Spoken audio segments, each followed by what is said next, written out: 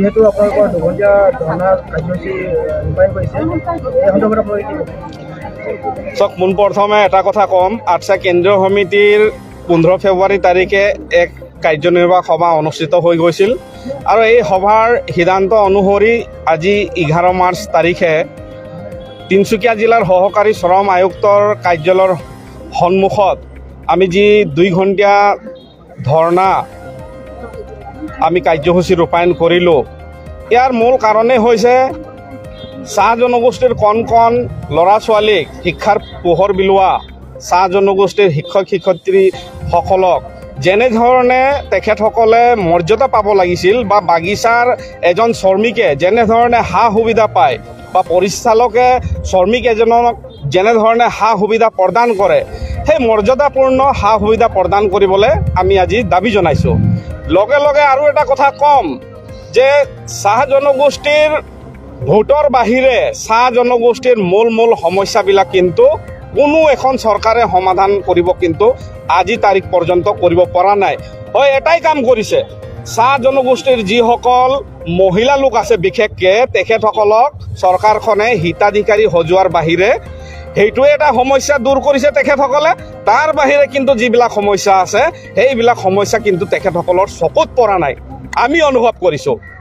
যাৰ কাৰণে আমি ডিব্ৰুগড় লোকসভাৰ অকৰ্মণ্য সাংসদ ৰামেশ্বৰ তেলীক টিকেট কৰ্তন কৰিবলৈ আমি সংবাদমেল পাতি কিনে আমি আহ্বান জনাইছিলোঁ আৰু লগে সমান্তৰালভাৱে চাহ জনগোষ্ঠীৰ প্ৰাৰ্থী প্ৰদান কৰিবলৈ আমি সকলো ৰাজনৈতিক দলক আমি আহ্বান জনাইছিলোঁ। আমি দেখিবলৈ পালোঁ যে তেখেতসকলক আমাৰ চাহ জনগোষ্ঠীৰ প্ৰাৰ্থীলৈ কোনো ধৰণৰ চিন্তা চৰ্চা নাই।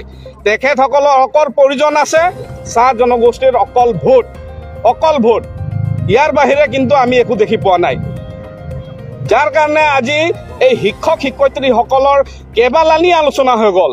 শিক্ষামন্ত্ৰী ৰণোজ পেগু ডাঙৰীয়াৰ লগতো আলোচনা হৈ গ'ল, শিক্ষা বিভাগৰ আমোলা বিষয়াৰ লগতো আলোচনা হৈ গ'ল আৰু অসম চাহ মজদুৰ সংঘ, অসম চাহ কৰ্মচাৰী সংঘ, এবিটা, শ্ৰম আয়ুক্ত সকলো ধৰণৰ আলোচনা হ'ল, চুক্তি হৈ গ'ল।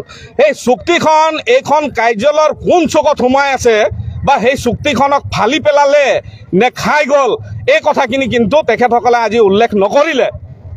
আমি এটা কথা ক'ব বিচাৰিছোঁ চাহ ছাত্ৰ সন্থাৰ তৰফৰ পৰা, এই ধৰণে যদি অকল চাহ জনগোষ্ঠীৰ শিক্ষক শিক্ষয়িত্ৰীসকলক যদি ঠগ প্ৰবঞ্চনা কৰি থাকে কিন্তু আমি চিন্তা কৰিবলৈ সময় হ'ল আমিও চবেই একেলগ হৈ যিমান শিক্ষক শিক্ষয়িত্ৰী আছে ইয়াতকৈ জোৰদাৰ আন্দোলন কৰিবলৈ আমি বাধ্য হ'ম।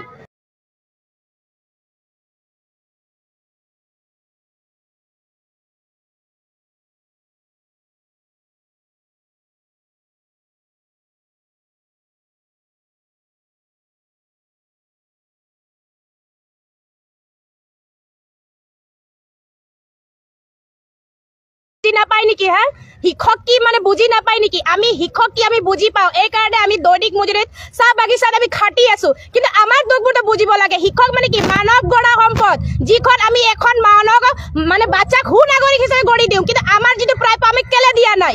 আমি চৰকাৰ মানে যিমান কথা আমি মানি ললো, আমাক আমি যিখন চৰকাৰক আমি কৈছিলো যে আমি টেট টিচাৰক আমি বাগানত সোমাব নিদিওঁ, কিন্তু চৰকাৰে আমাক কথা দিলে যে আমাক তোমালোকক টেট টিচাৰক বাগানত সোমাব দিয়া, আমি তোমালোকক গ্ৰেড 2 কৰি দিম, এপ্ৰিল মাহ অহাৰ লগে লগে কি কৰিম এজনৰ পৰা এজন গ্ৰেড দিম বুলি। কিন্তু এতিয়ালৈকে আমি একো খবৰ পোৱা নাই। মানে আমাক কি মানে মিছা প্ৰতিশ্ৰুতি দি আছে নেকি? আমাক কি বুলি ভাবিছে? বাগানৰ টিচাৰবোৰ কি বুৰ্বক বুলি ভাবিছে নেকি?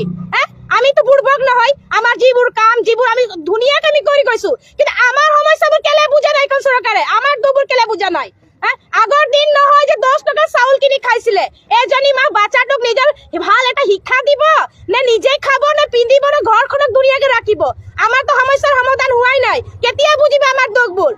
চাহ বাগানত কি এনেকৈ থাকি যাব নেকি? আমাৰ দুখবোৰ এনেকৈ বাৰ হয় কি আমি কি একেবাৰে বাগানৰ পৰা ওলাই যাম নেকি, চাকৰিৰ পৰা ওলাই যাম তেনেকা?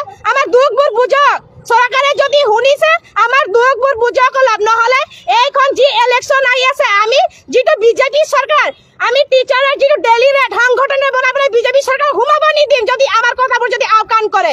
আমি কথা দিছো চৰকাৰক যে সঁচাকৈ আমি সোমাব নিদিম আমাৰ যদি সমস্যাবোৰ সমাধান নকৰে, যে সোনকালে আমাৰ সমস্যাবোৰ সমাধান কৰক, নহলে একেবাৰে বেয়া হ'ব। আমি কিমান স্মাৰক পত্ৰ দিম, কিমান ধাৰণা দিম, আমাৰ দৰমহা কিমান আছে যে ধাৰণাৰ প্ৰতি ধাৰণা, যেনেকৈ এটা বেলেগ জেগাত কয় যে তাৰিখ পে তাৰিখ তেনেকৈ হৈ গৈছে। আমাৰ ধাৰণাৰ ওপৰত ধাৰণা বছৰটো পাৰে হ'ল